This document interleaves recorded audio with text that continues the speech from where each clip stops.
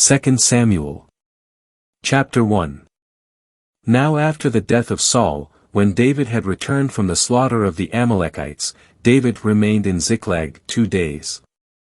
And on the third day there came a man from Saul's camp with his clothes torn and dirt on his head. And when he came to David, he fell to the ground and paid him homage. And David said to him, "Where did you come from?" And he said to him, "From the camp of Israel I have escaped." And David said to him, "What has happened? Tell me." And he said that the people had fled from the battle and that also many of the people had fallen and died and that also Saul and Jonathan his son were dead. And David said to the young man that told him these things, "How do you know that Saul and Jonathan his son are dead?"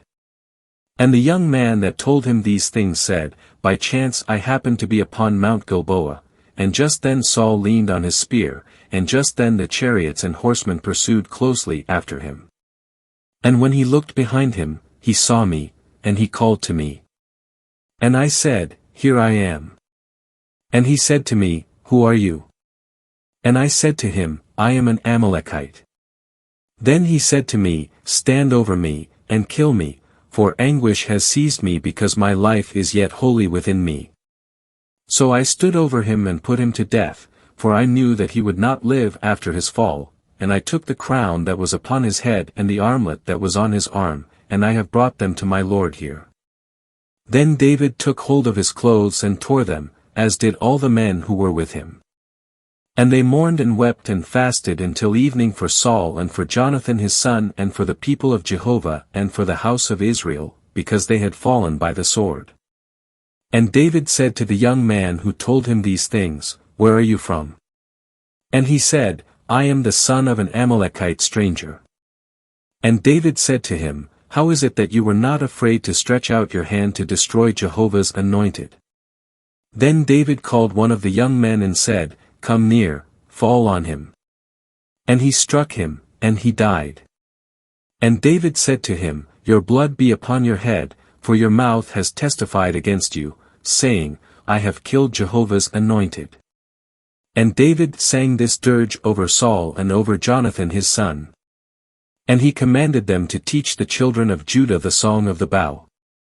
It is now written in the book of Jasher. The beauty of Israel lies slain upon your high places. How the mighty have fallen! Tell it not in Gath, bear not the news of it in the streets of Ashkelon, lest the daughters of the Philistines rejoice, lest the daughters of the uncircumcised triumph.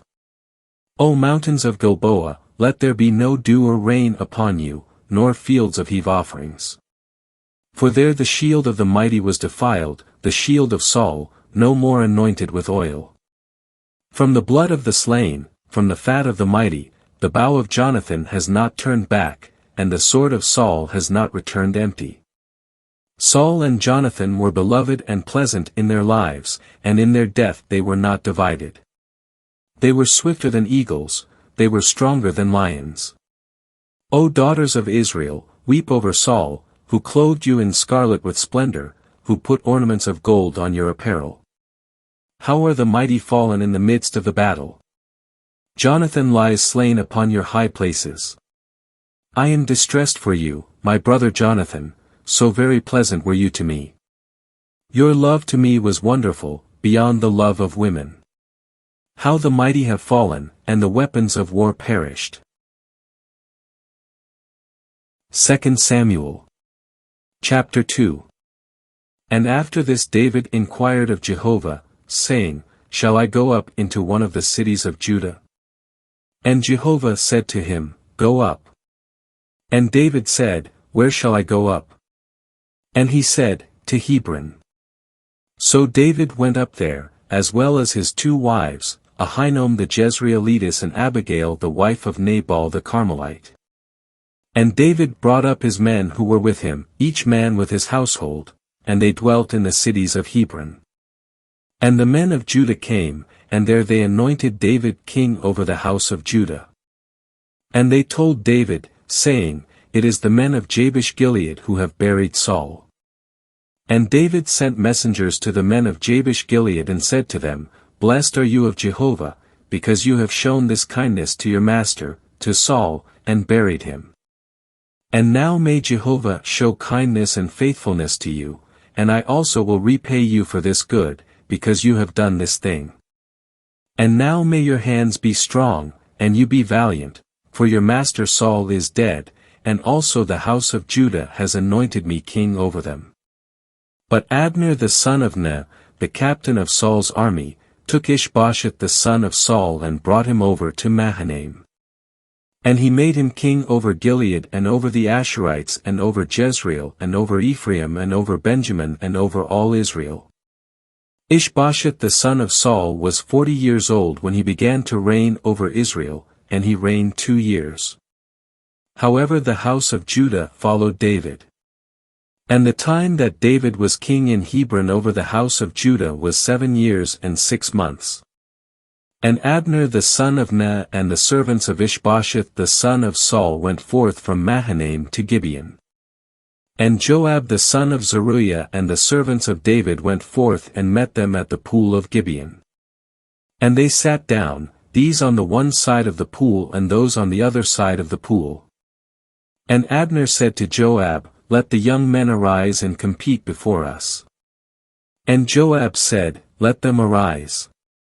And they arose and went over by number, 12 for Benjamin and for Ishbosheth the son of Saul, and 12 of the servants of David.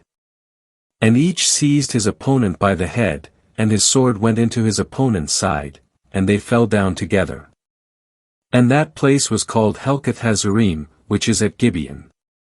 And the battle was very severe that day, and Abner and the men of Israel were routed before the servants of David. And there were 3 sons of Zeruiah there, Joab and Abishai and Asahel. Now Asahel was swift of foot, like one of the gazelles which are in the field. And Asahel pursued after Abner, and as he went, he did not turn to the right hand or to the left from behind Abner.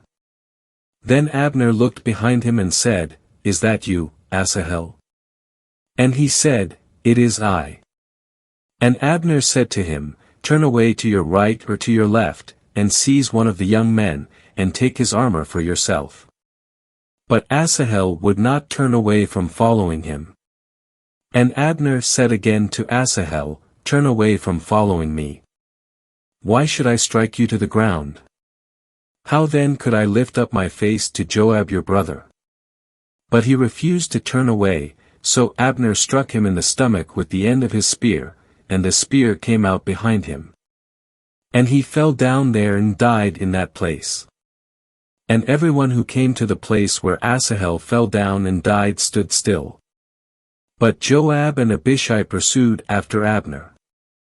And as the sun went down, they came to the hill of Ammah, which is before Giah on the way to the wilderness of Gibeon. And the children of Benjamin gathered together behind Abner and became one troop, and they stood on the top of a hill.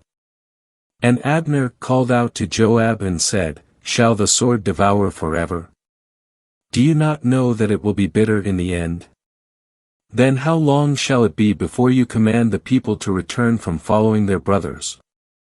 And Joab said, As God lives, if you had not spoken, then surely the people would have gone up each one from following his brother in the morning only.